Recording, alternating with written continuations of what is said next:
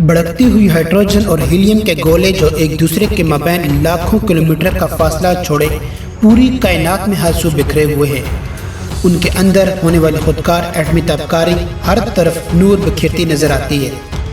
ستارے اپنے اندر جلنے والی گیسوں ہی کی بدولت اس قدر روشن نظر آتے ہیں۔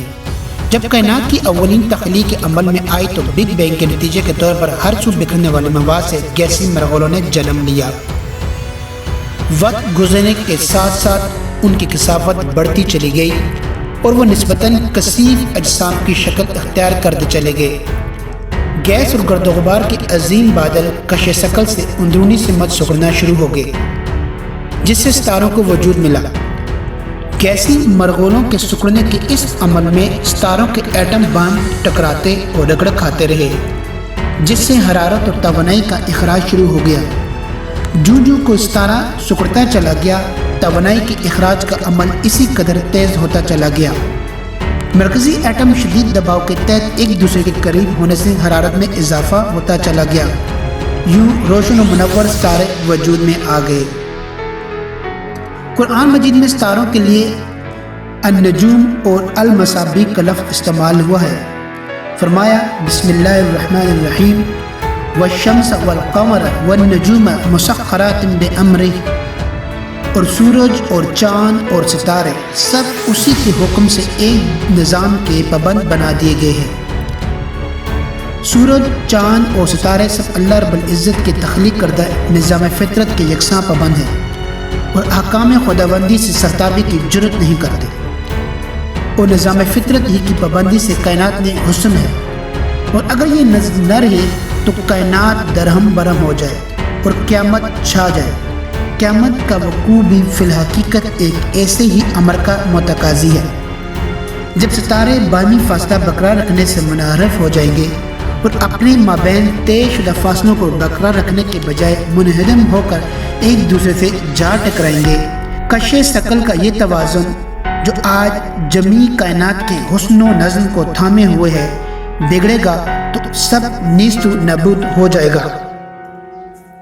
قرآن مجید بھی وقوع قیامت کے ضمن میں ستاروں کی کش ثقل کا توازن بگڑنے اور باہمی تصادم پیش آنے کے واقعے کو بیان کرتے فرماتا ہے بسم اللہ الرحمن الرحیم فإذا النجوم انکدرت، اور جب ستارے اپنی کہکشاؤں سے گر پڑیں گے، یعنی ستاروں میں موجود ایندھن کے جل کر ختم ہو جانے پر ان سے توانائی اور حرارت کا اخراج ختم ہو جائے گا اور وہ بجھ کر بے نور ہو جائیں گے۔ ارشاد بانی ہے بسم اللہ الرحمن الرحیم وَإِذَا النُّجُومُ طُمِسَتْ، اور جب ستارے بے نور کر دیے جائیں گے۔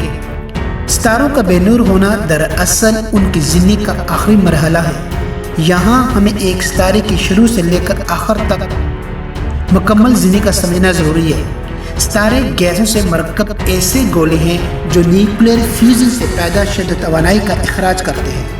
ان کی پیدائش گرد اور گیس کے ان بادلوں میں ہوتی ہے جنہیں نیبولا کہا جاتا ہے۔